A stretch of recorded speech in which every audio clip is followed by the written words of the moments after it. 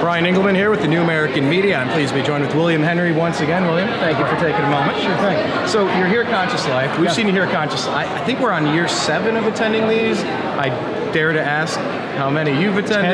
10, since the very first one. I think that's 10 or more. Nice. So what is it that brought you this time? What are you going to be speaking about this year? Well, I did an Ancient Alien panel this morning. That was really great. And now I'm doing the Future of Humanity panel with George Lurie, David Wilcox. Yeah, we'll see you in there in a few minutes. Really cool. And I'll be giving a talk on the skingularity, which is about how technology and human flesh are merging. The skingularity. Skingularity. I like that. Yeah, so it's really controversial talk. A lot of people are aware of the acceleration of technology, but most don't know that it's aimed at our body and all the implications of that. So it's we were just talking with Laura Eisenhower about that, about the singularity, artificial intelligence, and the fact that this isn't something new, that it's been going on for thousands of years, but it's new to us in this version of our experience. Yeah, exactly. So I'll be doing that tomorrow, and then on Monday I'm doing a post-conference workshop on the Essenes and the rainbow body and power. Oh, okay. Yeah. I had a conversation. I did a radio show yesterday, and we brought up ancient aliens and the concept of life out there, and they kind of snickered when I brought, like, seriously, you're referencing ancient aliens? I'm like, yeah, bro, I'm referencing ancient aliens. Right. For someone out there that is not considering the possibility that there's life teeming throughout the universe, that we're ancient, all this stuff, to the person that's maybe the skeptic, to the person that isn't awake to it, what would you say to that person? Because you've been putting so much work in your entire career on this. Yeah, absolutely. I mean, we all have those questions. Where do we come from? How did we get here? What are we doing here? And where are we going when we leave? And how do we get there? So that's what the show is really all about, ultimately, is trying to find out where we came from. And so that's what I invite people to at least consider it as another source of information to answer that question. Would you say there's a most compelling thing? If you boil it down to one bumper sticker, to one thing to point to and say, all right, if you're not into this, check out this. What is one thing, historically, archaeologically, if there's one place, say, just study up on this for a little bit, and it might open up your... Study your neocortex.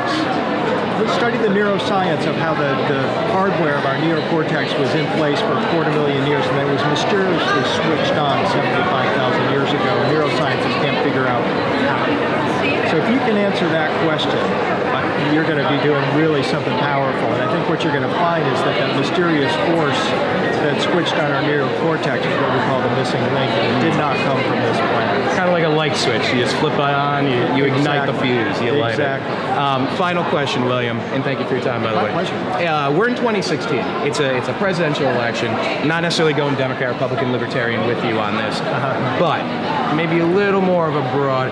What are you seeing in this process? Are you inspired by what you're seeing? Is it more of the same crap? Do you think we're headed toward good places, or it's going to get rocky before it gets better? I wrote a book I decoded the ascension symbolism of the dome of the U.S. Capitol, and gosh, if I had a wish, I'd take all the candidates into the rotunda of the Capitol and have them look up at Washington. The Apotheosis. The Apotheosis, and say, look, guys, this is what it's all about. So if you can match that, if you can come up with some kind of a political agenda that matches that, we're going to be in business, because that's what this country was founded on.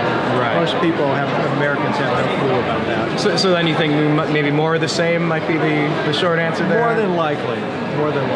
Okay. That's a safe bet. But I'd like to get back to the founding fathers and their values, and certainly the Constitution is a part of that. And limited government, Bill of Rights, it's a protection of things you can't do to me, not a wish list of socialist things you're going to promise me at the expense of, it's the bait and then the trap. America is a physical space, but it's also a psychological space where people are free to attain their highest self and ultimately enlightenment. And that's the core value of America to me. That's the American dream.